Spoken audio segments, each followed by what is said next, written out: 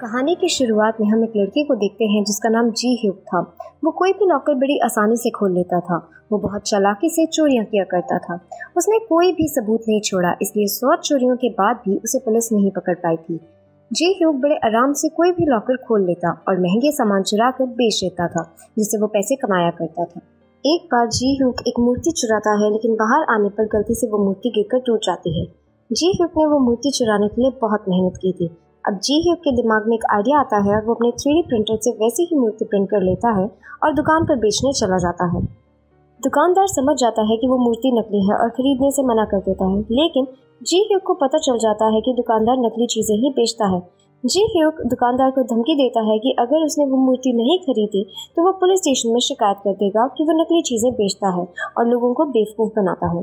ये सुनकर दुकानदार वो मूर्ति खरीदने के लिए तैयार हो जाता है और उसके पैसे जी ह्यूग को दे देता है। जी ह्यूग का साथी है जॉ, जो उसकी चोरियों में मदद करता है। वो किसी भी चीज में बड़े आराम से बम लगा सकता था। जी ह्यूग को ख्याल आता है कि क्यों ना वो अपने 3D प्रिंटर से पैसे प्रिंट कर ले। वो पैसे प्रिंट करता है, लेकिन जब वो टेस्ट करता है कि लोगों को पता लग जाता है कि नकली नोट है, तो उसे नाकामी मिलती है। वो नोटों पर शराब डालकर देखता है और उस पर से शब्द मिटने लगते हैं। इस बात से जी ह्यूग को बहुत दुख होता है, लेकिन अब उसके दिमाग में आइडिया आता है कि वो हीरो की चोरी करे। जिस दुकान में उन्हें चोरी करनी थी उसमें बहुत से CCTV कैमरा थे और सुरक्षा भी तगड़ी थी, इसलिए जी ह्यूग अपने एक और दोस्त के पास जाता है। जॉ एक बड़ा हैकर था, वो उसे भी अपने प्लान में शामिल कर लेता है। जी ह्यूग अब एक लड़की से मिलता है। वो लड़की भी ऐसी चोरियां करने में माहिर थी। अब इन चारों की एक टीम बन जाती है। जी ह्यूग उस लड़की के क्लोज हो जाता है। वो देखता है कि उसके पास एक नेकलेस है जो उस लड़की के पापा ने उसे तोहफे में दिया था। वो उसे देखकर कहता है कि वो बहुत महंगी है। अब वो उस नेकलेस की जांच करने के लिए उस दुकान में जाते हैं जहां उन्हें चोरी करनी थी। जी ह्यूग अब दुकान का नक्शा और CCTV कैमरा याद करने लगता है। वो अपना एक सूटकेस दुकान में छुपाकर वहां से निकल जाता है। घर आते वक्त वो उस लड़की को बताता है कि उन्हें वो चोरी 10 मिनट के अंदर ही अंदर खत्म करनी पड़ेगी। जब रात को दुकानें बंद हो जाती हैं और इलाका शांत हो जाता है, तो वो दुकान का CCTV और लॉकर अलार्म हैक कर लेते हैं। अब ये दुकान के अंदर तिजोरियां खोलने लगते हैं, लेकिन उनके अंदाजे से पहले ही सुरक्षा वहां पहुंच जाती है। जी ह्यूग एक बटन दबाता है, जिससे दुकान में छुपाए हुए बैग से धुआं निकलने लगता है और सुरक्षा का ध्यान उधर ही लग जाता है। अब वहां पुलिस आ जाती है। जी ह्यूग का दोस्त उनका ध्यान भटकाने के लिए गाड़ी का शीशा तोड़ देता है और पुलिस वाले उधर ही जाने लगते हैं। जी ह्यूग और उसके साथी चोरी करके दुकान से निकल जाते हैं। अब सब खुश हो जाते हैं क्योंकि उन्होंने पहली बार हीरो की चोरी की थी। इधर दुकान का मालिक जो ये जान लेता है कि उसकी दुकान से हीरो की चोरी हो गई है, तो वो बहुत गुस्से में आ जाता है। दुकान का मालिक खुद एक गुंडा था। उसने अमीर बनने के लिए बहुत से लोगों का कत्ल भी किया था। वो खुद एक बड़ी चोरी करने का प्लान बना रहा था। उसने बहुत सारे चोरों का इंटरव्यू लिया था उस बड़ी चोरी के लिए, लेकिन अब तक उसे कोई ऐसा नहीं मिला था जो वो चोरी बिना सबूत छोड़े कर पाए। उसे जी ह्यूग और उसके साथियों की चोरी बहुत पसंद आती है क्योंकि उन्होंने कोई भी सबूत नहीं छोड़ा था। अब जॉ जी ह्यूग और उसके साथियों को ढूंढने में लग जाता है ताकि वो उस बड़ी चोरी में उसकी मदद कर सके। जॉ एक आदमी हर हीरो की दुकान पर नजर रखते हैं क्योंकि कभी न कभी चोरी किए गए हीरो को जी ह्यूग बेचने तो आएगा ही। ऐसे ही उसके आदमी जी ह्यूग का पता लगा लेते हैं। अब जी ह्यूग के घर जाता है।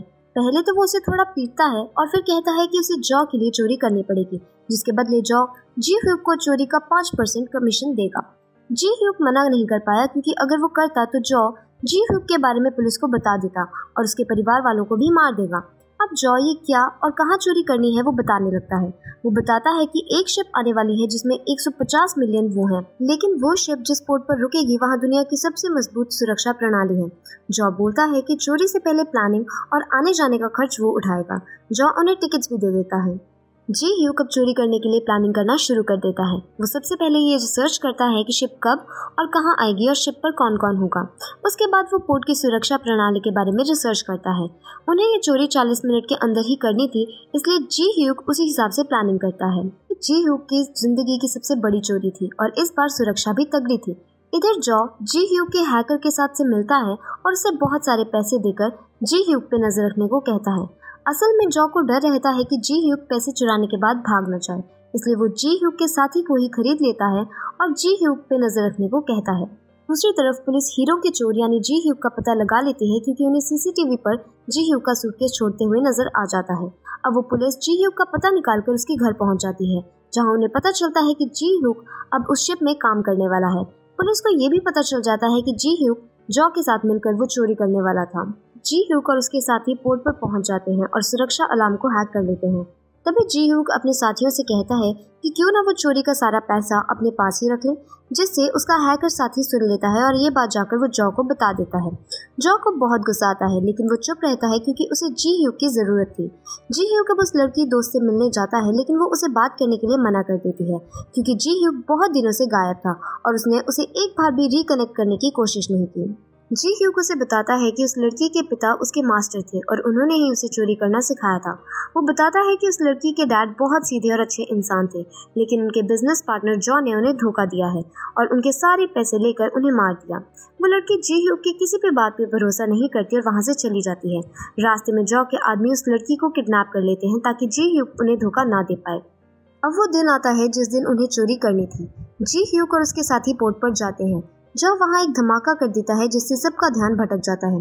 जी ह्यूक और उसके साथी सीसीटीवी कैमरा हैक कर लेते हैं। पोर्ट वाले अपने सीनियर से कहते हैं कि उन्हें सिस्टम में खराबी आ गई है, जिसे उन्हें ठीक करने में 40 मिनट लगेंगे। अब जी ह्यूक को वक्त मिल गया था और वो चोरी करना शुरू कर देता है। वो पहले तो सारे लॉकर खोलता है और फिर पैसों को ट्रक में भरता है और उसके ऊपर नकली पैसे रख देता है। इधर पुलिस भी वहाँ पहुँच गई थी और पोर्ट को चारों तरफ से घेर लेती है। जी ह्यूक बाहर नहीं निकल पा रहा था। जॉ अब जी ह्यूक को गन पॉइंट पर ले लेता है और उसकी दोस्त को हार दिखाकर कहता है कि उसकी दोस्त अब जॉ के कब्जे में है और ये भी कहता है कि उसे पहले ही पता चल गया था कि जी ह्यूक उसे धोखा देने वाला है। अब जॉ कहता है कि अगर जी ह्यूक अपनी दोस्त को बचाना चाहता है तो उसे पुलिस के सामने सरेंडर करना पड़ेगा। जी ह्यूक अपनी दोस्त को बचाने के लिए सरेंडर कर देता है। जैसे ही पुलिस वाले उसे पकड़ने आते हैं तभी वो समुद्र में कूद जाता है। उस पर बहुत सारी गोलियां चलती हैं, जिसमें से एक गोली उसे लग जाती है और उसके हाथ में जो बैग था वो भी बम से फट जाता है। सब ये मान लेते हैं कि वो मर गया है। जी ह्यूक का बॉम्ब फिट करने वाले दोस्त को उसकी मौत से बहुत दुख होता है, लेकिन उसका हैकर दोस्त इस बात से खुश था क्योंकि जब जी ह्यूक के हिस्से के पैसे उसे मिल जाएंगे। अब हैकर को एक ख्याल आता है कि अगर बॉम्ब फिट करने वाला भी मर गया तो उसका हिस्सा भी उसे ही मिल जाएगा, इसलिए वो एक चाकू निकालकर उसे भी मार देता है। अब जॉ को पैसों से भरा ट्रक मिल जाता है। जब वो ट्रक खोलते हैं तो उन्हें पता चलता है कि उसमें नकली पैसे हैं। जॉ के पैरों के नीचे से जमीन निकल जाती है और उसे बहुत गुस्सा आता है। जॉ की अब जी ह्यूक को कॉल आता है और हम देख पाते हैं कि जी ह्यूक अब भी जिंदा है। जी ह्यूक जॉ को बताता है कि अब तक जो कुछ हुआ वो सब जॉ का नहीं, जी ह्यूक का प्लान था। जी ह्यूक अपने मास्टर की मौत का बदला ले रहा था। जी ह्यूक ने पहले जो मूर्ति चोरी की थी उसमें एक सीक्रेट माइक्रोफोन लगाया था क्योंकि उसे पता था जॉ वैसी ही चीजें खरीदता था। जी ह्यूक ने जॉ की दुकान में जो चोरी की थी वो इसलिए की थी ताकि वो उसकी नजरों में आ सके क्योंकि जॉ एक शातिर चोर को ढूंढ रहा था। जी ह्यूक का हैकर दोस्त भी जी ह्यूक के साथ ही मिला था और बॉम्ब फिट करने वाला दोस्त भी ठीक था। जी ह्यूक ने अपने मास्टर की बेटी को भी बचा लिया था। वो ये सब इसलिए कर रहा था ताकि पुलिस जॉ को पकड़ सके। अब जॉ के आदमियों और पुलिस के बीच मारपीट होती है, जिसका फायदा उठाकर जॉ वहां से भाग जाता है, लेकिन जी ह्यूक ने अपनी गाड़ी से जॉ को टक्कर मारती है, जिसकी वजह से जॉ भाग नहीं पाता और पुलिस उसे पकड़ लेती है। इधर जी ह्यूक और उसके साथी जश्न मना रहे थे क्योंकि उनके पास अब बहुत पैसे थे। असल में जी ह्यूक ने अपने असली पैसों के ऊपर भी नकली पैसे रख दिए थे। उन पैसों में से जी ह्यूक अपनी मास्टर की बेटी को भी कुछ पैसे भेजता है, जिससे वो अपना एक कला संग्रह खोलती है। जी ह्यूक और उसकी मास्टर की बेटी आपस में पसंद करने लगे थे और एक खुशहाल जीवन बिताते हैं। यहीं पर ये मूवी खत्म हो जाती है।